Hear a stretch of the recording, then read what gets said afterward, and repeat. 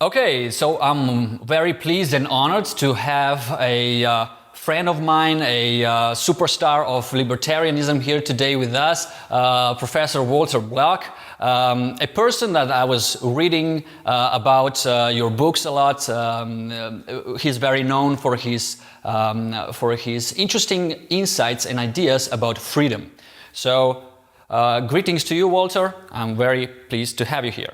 Yuri, it's a pleasure to be with you. Thanks for having me on your show. Sure. So let's start like that. My first question would be about, of course, a current situation, but I was thinking something like, if you could elaborate, how would a free society without the government interference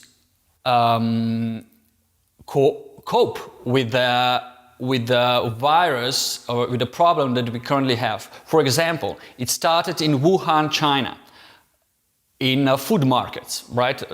That's what they say.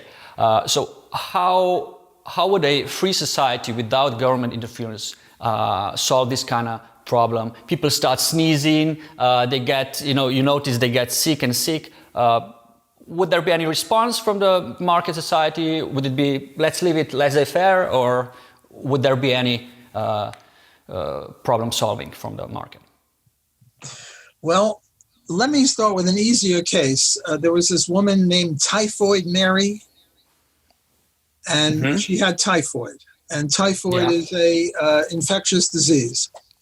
And the question comes, should she be quarantined? Now, ordinarily, if I quarantine you, Yuri, that's kidnapping.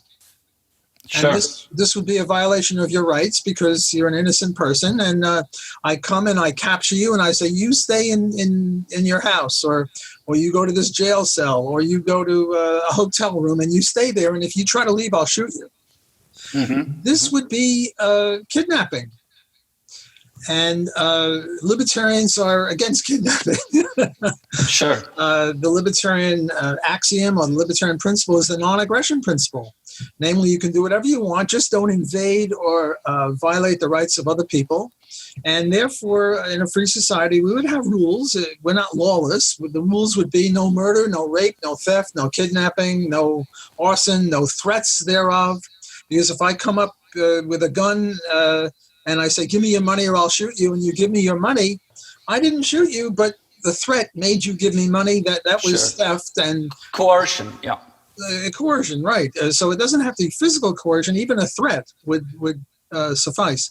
So what should we do with Typhoid Mary? Should we say, well, Typhoid Mary, you should go around and do whatever you want? And no. We should tell her, now she's innocent. She doesn't know she has typhoid. She's not purposely spreading it. If she was purposely spreading it, she'd be a murderer. But she's innocent. She's an innocent person. So we don't put her in a jail cell. We put her in a nice hotel room, or we put her in a nice house or in her house, and we give her food and we give her air conditioning, or we give her whatever we can to make her comfortable. And is this justified? Yes. Who would do it in the free society? Private police. Who would do it if we had limited government libertarianism, where the government is limited to armies to keep foreign bad guys off of us, police to keep local bad guys off of us, and courts to determine. But what about if a Typhoid Mary does not want to comply? She doesn't want to go into a 5-star hotel either. Too bad. We compel her. We compel her on the ground that she is a threat. Okay. And if she gets out into the population, she will spread typhoid, and typhoid is a deadly disease. And we will use violence against her if she doesn't agree to be confined. But how could this case work in current situation? Because you mentioned typhoid, we know it's a dangerous disease, but we did not have this information about the current virus. We didn't know if it's really dangerous, if it's really worthy to compel the Corona Mary to go with us. So we have no information if it's worthy to do that. Very, very good question. Very, very good point. One of my articles that I wrote with my colleague and friend Bill Barnett was a thing about continuums. So what's a continuum? Well, we know that if you go to bed with a 5-year-old girl, you're a statutory rapist. Because even if she agrees, we don't think she's capable of agreeing to any such thing. You go to bed with a 5-year-old girl, you're a statutory rapist, you're a criminal. Sure. You go to bed with a 25-year-old woman, and she agrees, you're not a statutory rapist, because we believe that 25-year-old women are mature enough to decide things like that. Well, what about a 14-year-old girl or a 15-year-old girl or a 16-year-old girl or a 17? Where do you draw the line? Sure. This is the continuum problem. There is no right answer coming from libertarianism. There is no right answer coming from anywhere. You have to pick, and hopefully we'd have private courts and they would say 16 years. I'm just picking out a number. And you might say, well, what about 15 years and 11 months? What about 16 years and 1 month? I don't know. These are problems. These are problems with the continuum. What about if the 16-year-old girl is going to bed with her 15-year-old or 17-year-old boyfriend? Does it matter if she's going to bed with a boyfriend of roughly the same age or a man of 60? Sure. There's no answer that emanates from libertarianism. I'm now going to punch you, Yuri. I'm in New Orleans. I've got a very long hand. You're in which country? Slovenia. Slovenia. You're pretty safe. my arm is long. Now, apart from the context, we're friends. I'm not going to punch you. And even if I were 1 inch away from you, you know that I wouldn't do that. Sure. But where do you draw the line? How close do I have to be to you if I'm a stranger? Is it this close? Is it that close? There's no right answer. So now I get back to your question. Your question was, Typhoid Mary was clear, but coronavirus Mary. Yeah, we couldn't know. Yeah, it's not so clear. We don't know. Now, most libertarians, I disagree with them. Most libertarians are saying that the government is unjust in confining coronavirus virus Mary. I don't unjust. know. I'm sorry? You said unjust or unjust? Unjust. Okay. Most libertarians are saying that the government is unjust in doing this. Now, if you're an anarchist libertarian, as I am, anything the government does is unjust, but that's not true. Because suppose a government policeman stops a rape. Well, we object to how he's financed, how his salary comes based on taxes, but that act, when he stopped that rape, was a just. It's not a problem. Yeah. I get it. Yeah, it's not a problem in act itself, but who financed the act? Right. Out of context, this policeman was a good guy. He stopped a rape or a murder or a theft or something. If we take the full context, we have to distinguish. Say, when he stopped the rape, he was a good guy. And when he got financed based on taxes, he was a bad guy. So what do we say about a government official who stops coronavirus Mary and says, sorry, you tested positive for coronavirus. We see you coughing. You have to go to a 5-star hotel. We'll take care of you, but you got to go. What do we say about him? Well, I don't know. I'm an agnostic. Now, when it comes to God, I'm an atheist. I'm not an agnostic. But when it comes to here, I'm an agnostic because we don't know. Whereas most libertarians are taking the view that clearly he's wrong. The policeman who quarantined coronavirus Mary, he's wrong. And I can't say that. I don't think that he's clearly wrong. He might be wrong. It all depends upon the facts, and we don't know the facts. And even if we knew the facts, how much of a danger is coronavirus Mary? Is it a 1/1,000,000th of a chance? Well, you get in your car and you could hit somebody, right? Or you just walk on the street and you could slip on a banana peel and hit somebody that way. On the other hand, if it's a 99% chance, well, then, you're doing something very dangerous. I once met a family that had a young boy, age about 12, and he had a bow and arrow. And this was not a toy bow and arrow with a rubber tip, and then if it hits you, it doesn't. This was a bow and arrow that if it hit you, it would kill you. And he had a tree in the back of his house, and the tree was, 8 feet wide. It was a big, big tree. And he was shooting bow and arrow at that tree, and he never missed. But I said, you can't do that. Imagine, I told this family, I said, imagine there was a boy next door to you, had the same tree, and was shooting arrows in your direction.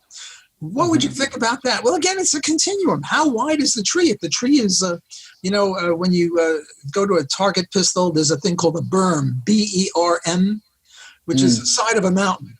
And you can hardly miss that. Yeah. So they're continua all over the place. And I think that the libertarians who are saying, well, it's clearly objectionable to put anyone in quarantine. Now, there's another issue. How old are you, Yuri? 29. 29. I'm 78. 29-year-old people are not really vulnerable. The odds of you getting it, if you walked out into New Orleans, are pretty high. You'd probably get it. And you probably wouldn't be even symptomatic. And if you were symptomatic, you'd have a slight cold and it would just be over. And maybe 0.1% you'd have to have a ventilator. And the odds of you dying, unless you have diabetes or a heart condition or a lung condition or some sort of other cancer, obesity, the odds of you dying are zero. But the odds of me dying, I'm 78, I'm in pretty good health, but still I'm pretty vulnerable. What is the justification of the government telling me I have to stay in my house? Zero. Now it's just protecting me. It's paternalistic. Let's stipulate that I don't have the disease and I'm not going to communicate it to anyone else. If they're doing it on paternalistic grounds, then this is unjustified. And here I would agree with most libertarians. But this stipulates that I don't have the disease. On the other hand, who knows whether I have it or not? I haven't been tested, so this is a very, very complicated issue. It is. So what would be, from your standpoint, what would be a correct policy? Of course, we have a government, that's true. So if you were in charge of a government, what would be a correct, as libertarian as possible, and safe at the same time, safe and libertarian, so to have those two balanced, safety and freedom? Well, my main answer is I don't know. But if you push me and you press me and you say, I want an answer, I would have to say that they're not doing too badly. Yes, they shouldn't. Okay. They shouldn't keep on the quarantine. Yes, they should quarantine people that have it.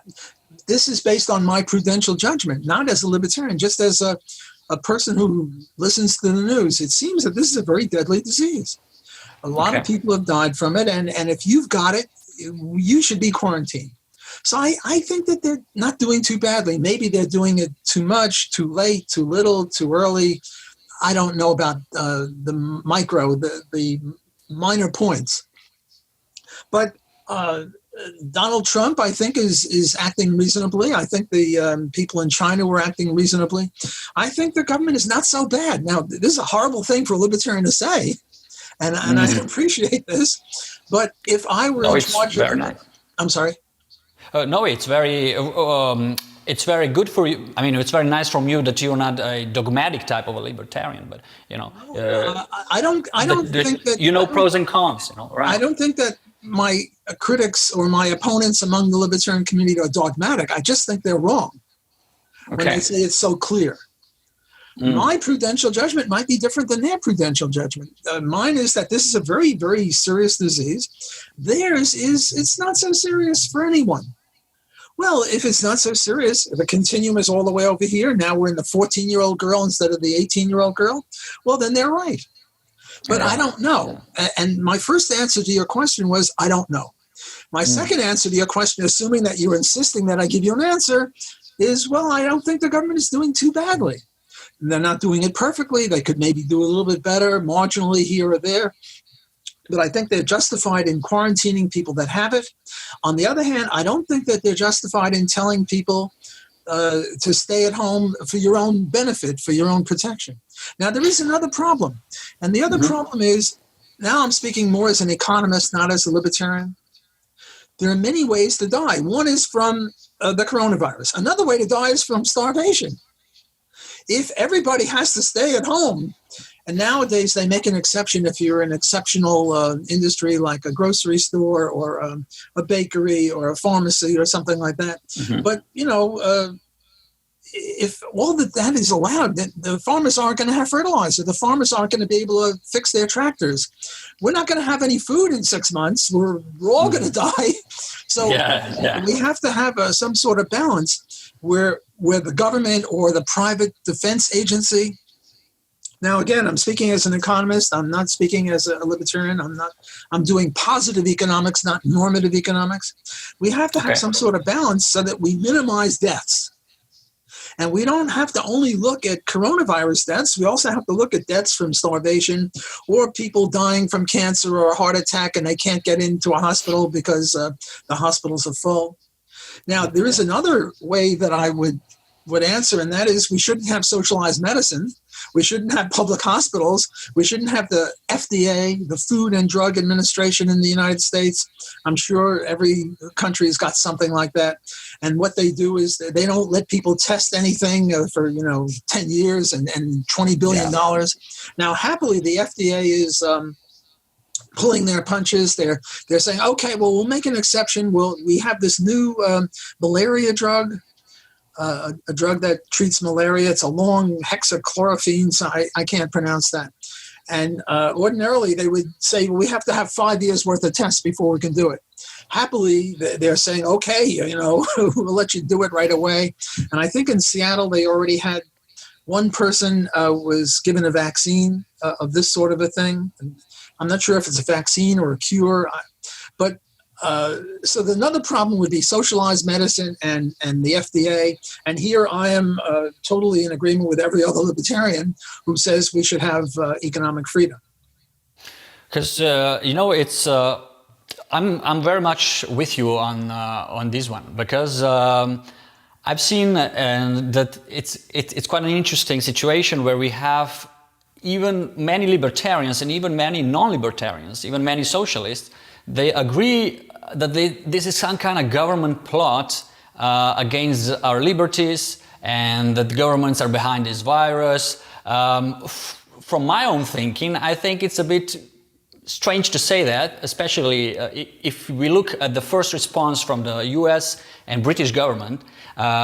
Those two governments were firstly very laissez-faire about this virus. They were first very much macho type, this virus is nothing to us, Well, let me interrupt you. Don't say laissez-faire, because laissez-faire is good. They were asleep at the switch or something like that would be better than saying they were laissez-faire. I'm sorry to interrupt you. So what was my point is that there are many, how it's called, conspiracy theorists now, saying it's kind of plot behind the globalist agenda that wants to take over the whole world and enslave us. But if we look at the response from the Western governments, the first response was, as you said, it's not much, this virus. So as from my observant point, I would say it's not a plot. But what do you think about these kind of critics or this kind of, let's say, Alex Jones type of people who see conspiracies everywhere? Well, they might be right. And what's that expression? Never let a good tragedy go unused to increase government. There's this guy named Robert Higgs, who has this ratchet effect. Namely, whenever there's a problem, the government increases its control. Interference, control. And then afterward, it reduces a little bit, but never back to where it was before. So always the movement is up toward more government interference. I certainly agree with that. There are certain people that just like to run the lives of other people, and they're mainly in government, and we have to watch out for that. So this is a danger. Who could deny that? It's a danger, and we should be aware of that. But the question is, are they justified in doing something? And my first answer is I don't know, because I'm an economist and I'm a libertarian. I'm not a what do you call it, a scientist of medicine. I'm not a doctor. I'm not an epidemiologist. I don't know. I'm just sort of guessing and giving a layman's response. And my layman's response is, it seems like a very serious disease. There are people that are dying from it, more so than the Spanish flu or some of these other things, because every winter people get a little sick, and weak people and old people die from this. I think it's more serious than that, but I'm not 100% sure. Sure, of course. Okay, very, very good, very fair answers. So let me ask you like this, another question. Many people who let's say are not so much in favor of freedom and free markets were saying, or are saying in this crisis now, that look, now even the libertarians, now even you admit that government is sometimes needed. Thanks God we have strong governments. We need strong governments to interfere in many cases. But what I think they miss is optionality. Luckily, we don't have one globalist state who could choose one policy but miss. We have many states, and states learn from each other's policy. And one states are doing better policies than another, and the information spreads and so forth. So I think would you say we have a sort of a marketplace of ideas, at least on a governmental level? We have 200 governments in this planet. Well, you're really asking two questions, I think, or there are two questions in there, I think. One is, should we have world government, or should we have many governments? Yeah. And, I think the anarchist ideal, paradoxically, is we should have 7.5 billion governments, one for each. So when you want to ask a woman out for a date, you can't ask her for a date. You have to get your foreign minister to ask her foreign minister if you can have a date with her. I'm kidding about that. But the idea, the anarchist libertarian ideal is self-sovereignty for everybody.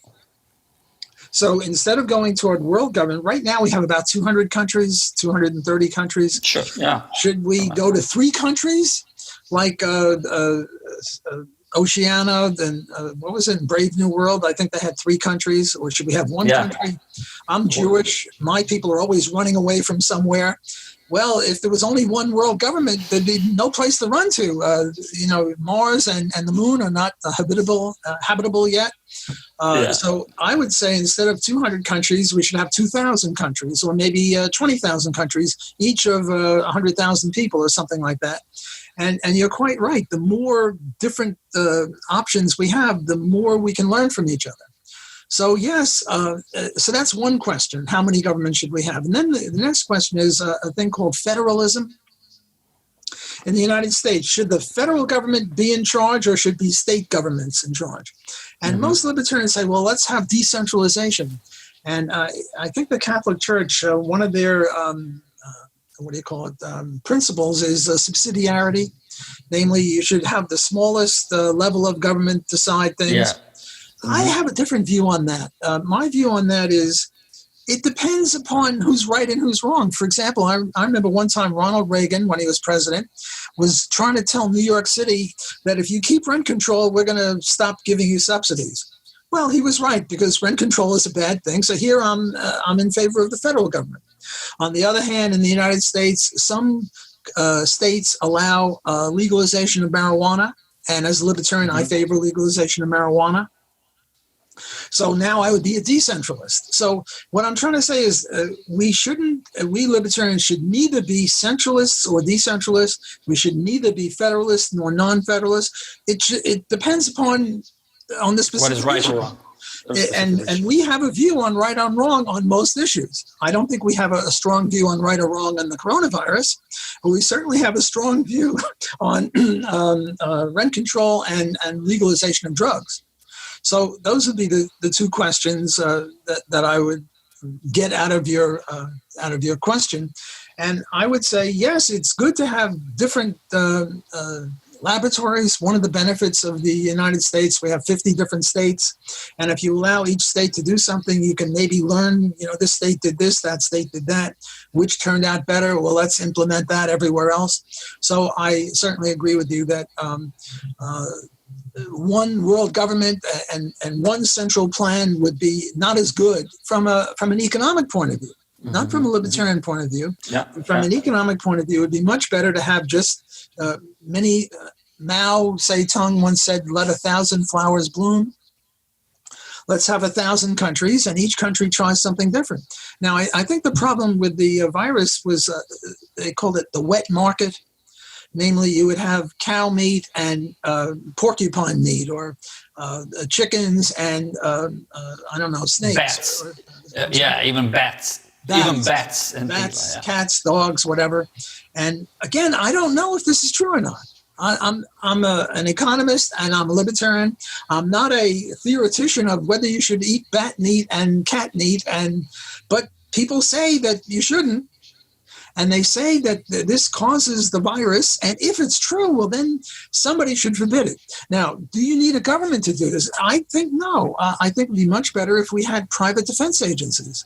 I'm an anarchist libertarian, and I think private defense agencies would be much more trusted, justified than any government, even if it's a decentralized government, even if it's 20,000 different governments. I still favor free enterprise.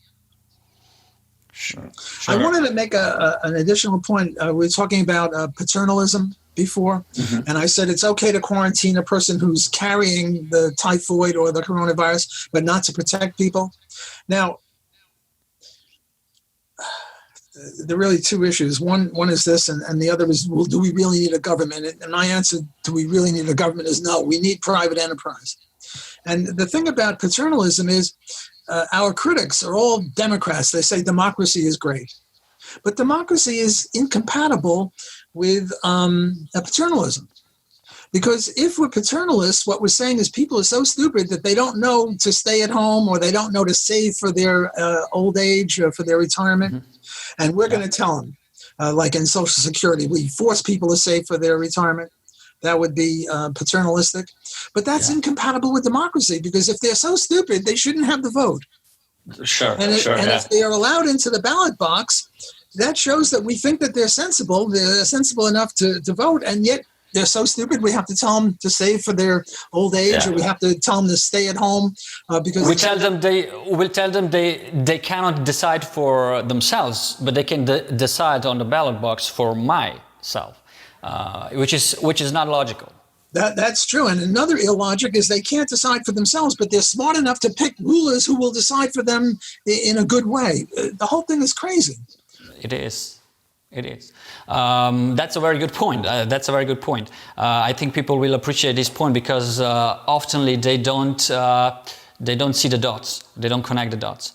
Next question is about tech advancement and freedom. So we have a blossom tech advancement in the latest 100 years, and even now further we are going with all these surveillance apps and cameras everywhere, especially, of course, you probably know China.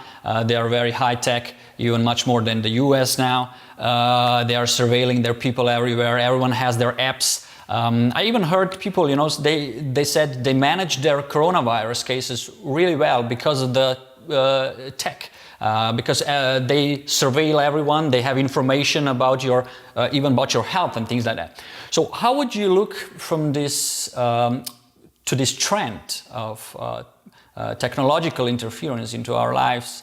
Is this gonna increase the government power in the forthcoming decades, or is it going to help the liberty to boom? Well, there's a whole literature on this, and the literature is whenever technology increases, does this increase or decrease government power and coercion?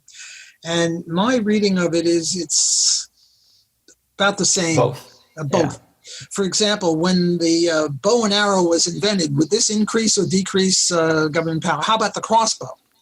Crossbow is better. How about when we had the saddle and you could put your legs in the stirrups and now you could ride a horse and be more in control? Would this help or hurt? How about when bullets were invented? Would this help or hurt? And my assessment of this is it's very hard to say.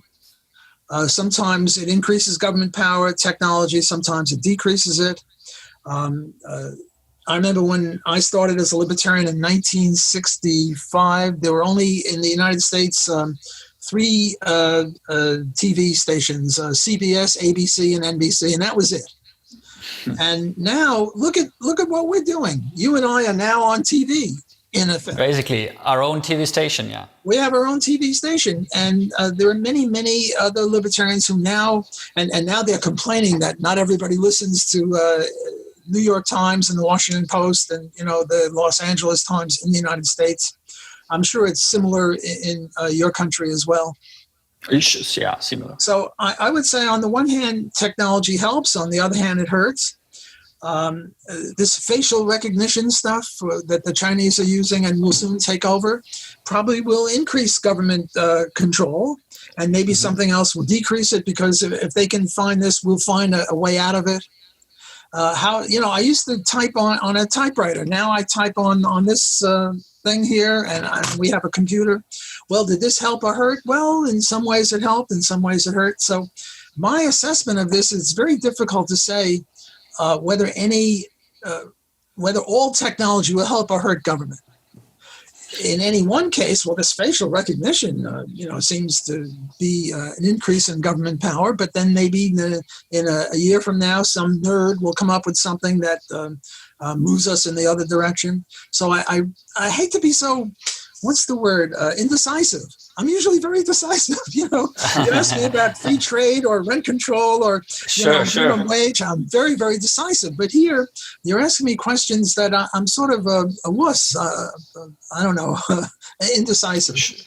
Well, that's the point, because the questions that we already agree upon, are not so interesting. So I'm searching for questions that I don't know yet. The answers of I don't know yet, and apparently they are also a bit tricky for you. That's great. Okay. Now the next question is about the subject that... Before you ask me the next question, let me reiterate something that I forgot to mention before. Sure. Okay. Go ahead. We're now in the future. It's 10 years from now, and we libertarians have taken over, and we're having a Nuremberg trial. Okay, the Nuremberg trial. Okay. We're having a libertarian Nuremberg trial. And some policeman who put somebody in a, in a quarantine. Here's a policeman, a government policeman who put coronavirus Mary in quarantine because she had coronavirus. Mm-hmm. And now we have 2 possibilities. One possibility is the coronavirus was harmless. He made a mistake. Yeah, we made a mistake. The other one was he did a good job in keeping her in quarantine. I would say it doesn't matter. We should not find him guilty of anything. Yes, we should find him guilty of his salary coming from taxes. That's a separate issue. But by putting somebody in quarantine with the intention of helping them, even if they hurt them, that because the potential risk, right? Because the potential risk, it's he didn't know. It's not the same as a Nazi crime where you basically kill someone, right? Now there is such a thing when you're choking. If a doctor comes and puts something in your throat right here, I forget what it's called. Very invasive. Okay. I would say if you were choking, you were going to die for sure. Well, nothing is for sure, but we think you're going to die. And almost, yeah, for sure. And now I stick something in your throat to help you breathe. Or a truck is about to hit you, and I push you out of the way of the truck, and I break your ribs. Am I a criminal? Yeah, well, of course not. I don't think I'm a criminal. I'm trying to save you. Even if the truck only would have hit you and hurt your foot, and I pushed you into the deep water and you died. In other words, mens rea is very important in terms of guilt. There's a gigantic difference. I could put something in your throat to kill you, or I could put something in your throat to save you.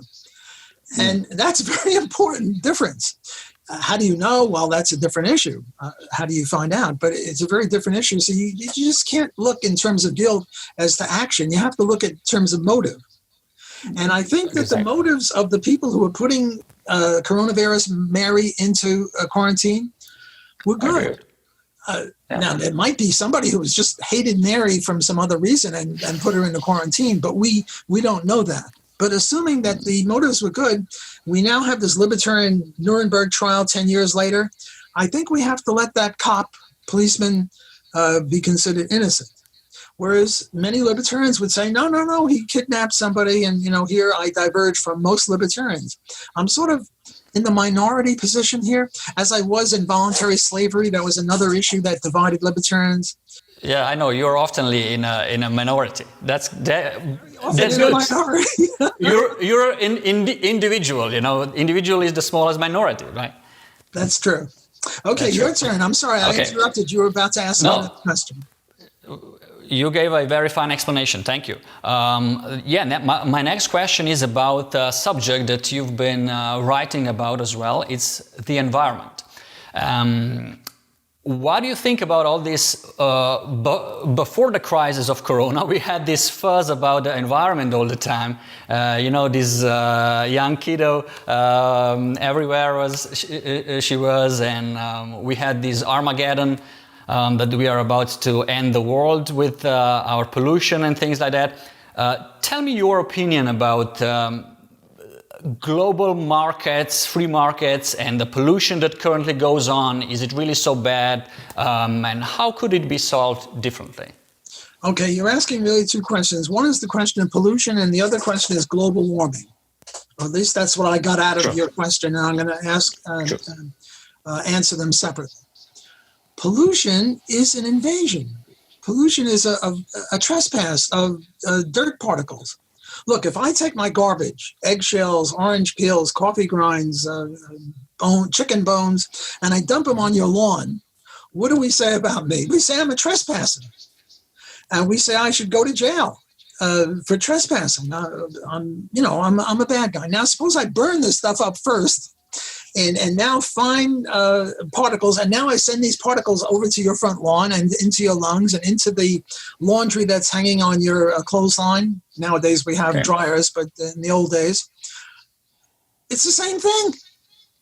So Murray Rothbard, who is my mentor, my guru, my leader in libertarian theory, he wrote what I regard as the best piece ever on pollution. And I forget the name of it. Just Google Murray Rothbard pollution, and you'll get this article. Beautiful article, maybe 90 pages long. The first half is on libertarian law, and the second half is applying it to pollution and stuff like that. I'm a trespasser, unless I was there first. Now, let's forget about pollution of particles. Let's talk about noise pollution. An airport, say, is 1 square mile, but the noise pollution is 10 square miles. If I start an airport out in the boonies, and I own 1 square mile, but then I have the right to pollute noise pollution in 10 square miles because I was there first, and you come afterward and you set up your house 5 miles away from me, now you sue me for noise pollution? Because I was there first, and we libertarians believe that property rights, which is the foundation of trespassing. In other words, for it to be a trespass, you have to know who owns the property. If you don't know who owns the property, there can't be any trespass. So I would say if you come to the nuisance late, too bad on you. I have a right to have smell from a pig farm or noise, or in Pittsburgh where we make steel. Look, if you need an oxygen tent, don't come to Pittsburgh because they were there first making steel. Sure. So pollution is a crime, and for many years the government wouldn't allow it to be seen that way, and they even had rulings that pollution is not actionable. And then all of a sudden they noticed that everyone's choking on this dust, so they had the Clean Air Act.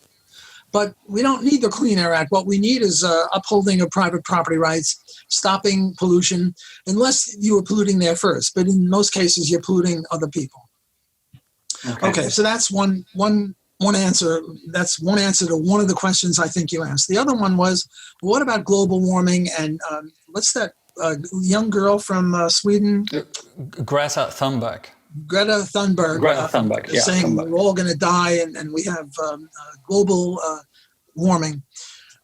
In the 70s, you see, I have this expression I call left-wing environmentalists, and I call them left-wing environmentalists, not environmentalists, because I'm also an environmentalist. I'm a free market environmentalist, whereas, those people think that free market and environmentalism are opposites. You can't be both. And I think we can be a free market and an environmentalist. In any case, in the 1970s, the watermelons, namely green on the outside but red, as in commie red on the inside, was saying we're having global cooling. And guess whose fault global cooling was? Capitalism. In other words, the verdict is the same. It's always capitalism's fault. The indictment, it changes. So in the 70s, it was global cooling, and it was capitalism's fault. Then in the 90s, it was global warming. And guess whose fault it was? Government's capitalism, private enterprise. Okay. Yeah. And then they noticed that sometimes it's cooling, and now they say it's climate change. Well, the climate is always changing. And guess whose fault it is for the climate changing? Capitalism, business, again. So these people, they just want to run other people's lives. And for a while, they were doing pretty well with communism. Communism is a great way, and it took over Russia, it took over China, it took over North Korea, Cuba. They were doing pretty well from their point of view. And then all of a sudden, in 1991, the Soviet Union fell apart, and then the Chinese Communist government instituted free enterprise.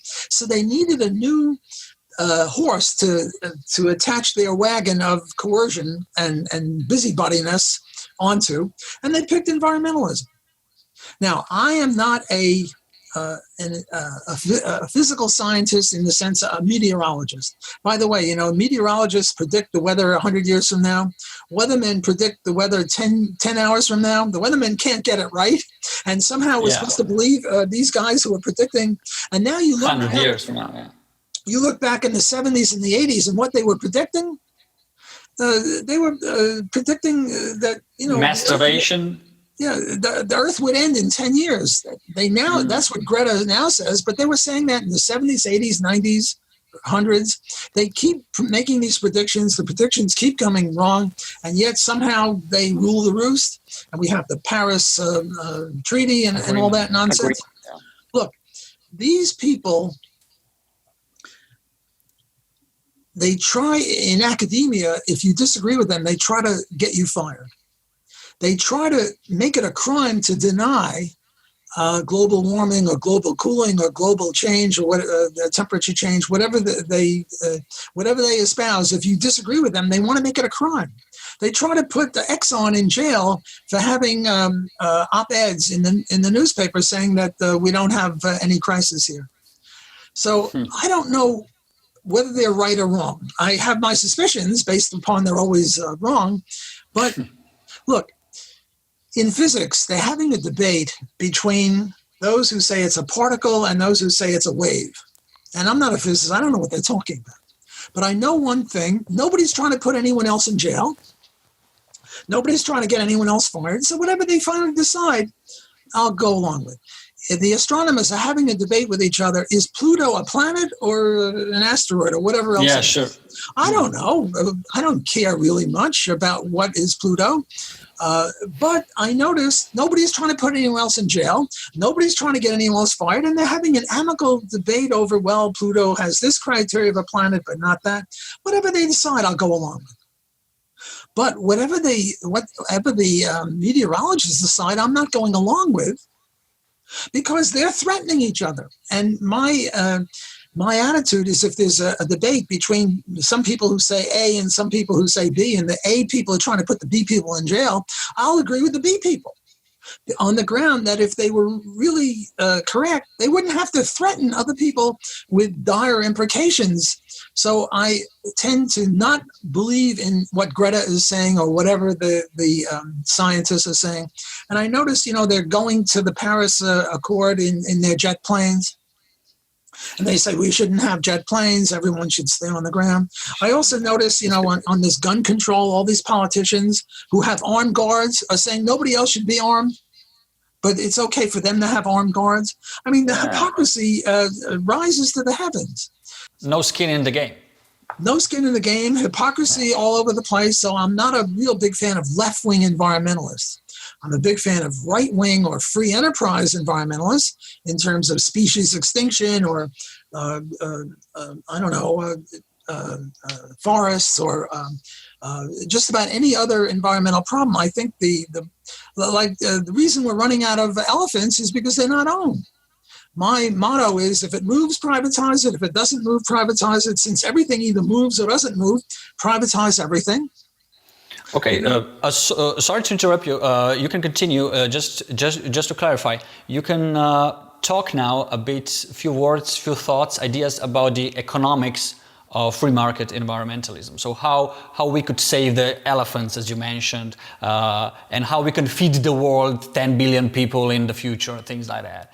Right. Well, if the elephants are unowned, you have this thing called the tragedy of the commons.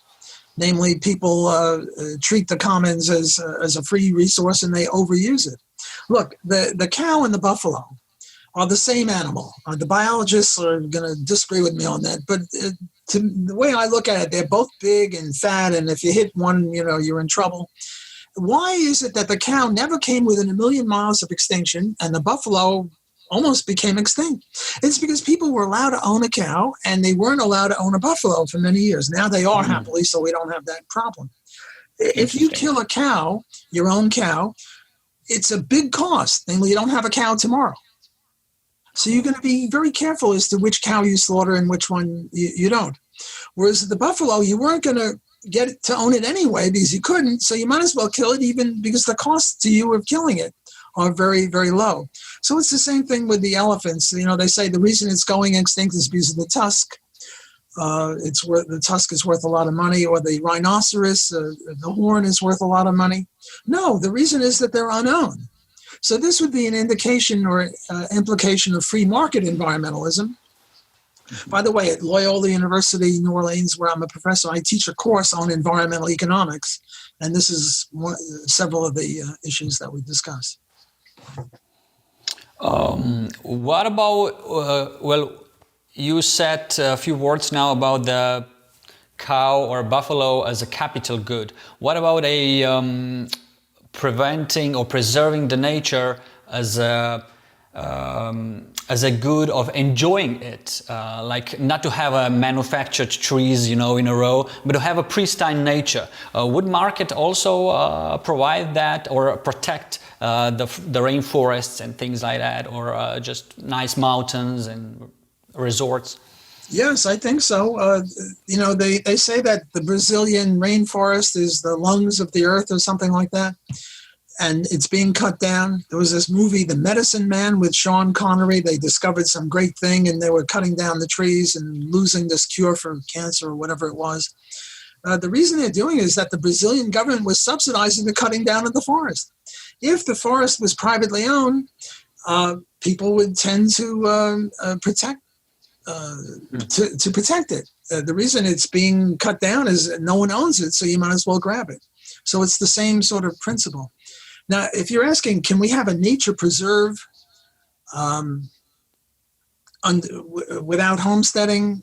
That's a different issue. And I once wrote a paper there saying, look, the way we homestead land, you don't have to physically walk on it. Like in the west of the Mississippi in the United States, there are cattle ranches. The owner may never have walked on every square meter of the land, but he homesteaded it vis-a-vis cows or horses.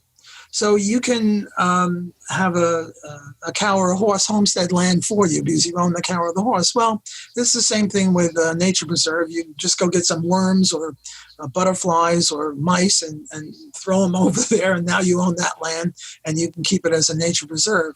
So I think under free enterprise, you can still have nature preserves. For example, here in Slovenia, people are very fond of the mountains we have. We have a lot of the greenery, a lot of the forests. More than 70% of our land is pristine forest. And people have a hard time to understand, would a world without a central government protect our mountains, where basically it's a public good, but not in an economic sense, in a sense that people define it, like everyone can go on top of a mountain and hitchhike there. How would a private property solve that? Would they let me to go to this mountain or not if there would be a private owner?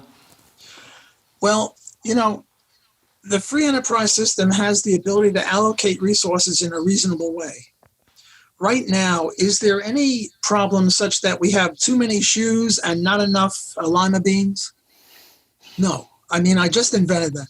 But suppose we had too many shoes and not enough lima beans. Well, if we had too many shoes, the profits in shoes would fall. If we have too many lima beans, the profits in lima beans would rise. And we would have the right allocation of resources between shoes and lima beans. I just picked these. Yeah. Well, it's the same thing with land for farming and land for housing. We also have an allocation of land for housing and land for farming. And if we have too much of this, there'll be less profits and there'll be movements to allocate land for farming and land for housing in the same way. Well, it's the same thing with forests. We also want to have a proper allocation between land for forests, untouched forests, and land for houses and farms. And if we had private ownership, now, we don't have to have in Slovenia, we don't have to have every forest, every mountain. What we want is the proper allocation of mountains versus everything else. Balance. A proper balance, like we want between lima beans and shoes and between every other two goods. So if somehow we had too few forests, people would knock down houses and knock down farms and put in trees. On the other hand, if we had too much the other way, people would have an incentive to move the other way. So the market has within its bowels or within its essence the ability to allocate resources, all resources, not just food and lima beans and shoes and farms and houses, but everything, including forests. Look, in the U.S., we have Disney World and Disneyland, places, entertainment places. Yeah. How much land should be allocated to that versus how much should be allocated to forests? You see, in the U.S., they have these, the government owns most of the land. I don't know what it is in Slovenia. I expect it's similar. Well, now we can't have an allocation because the government doesn't make or lose profits and has no incentive to move in the proper direction. So, again, my motto is if it moves, privatize it. If it doesn't move, privatize it. Since everything moves or not, privatize everything, including forests and mountains. That's a good answer. I think it's quite interesting fact that you gave. The government owns how much in U.S.? More than 70%? West of the Mississippi, the government owns, I think, like 80% of all the land. In Nevada, it owns like 95%. Alaska, 98% of the land. East of the Mississippi. Just quickly to clarify, how does this affect economic well-being of people, just for our viewers? Very, very badly. Look, when the government owns, Milton Friedman once said if the government owned the Sahara Desert, they'd run out of sand. Government is very economically inefficient because they can't go broke if they make a mistake. The benefit of capitalism is if you make a bad shirt, you lose money, and if you keep losing money, you have to go into some other business, leaving it for people who can make good shirts.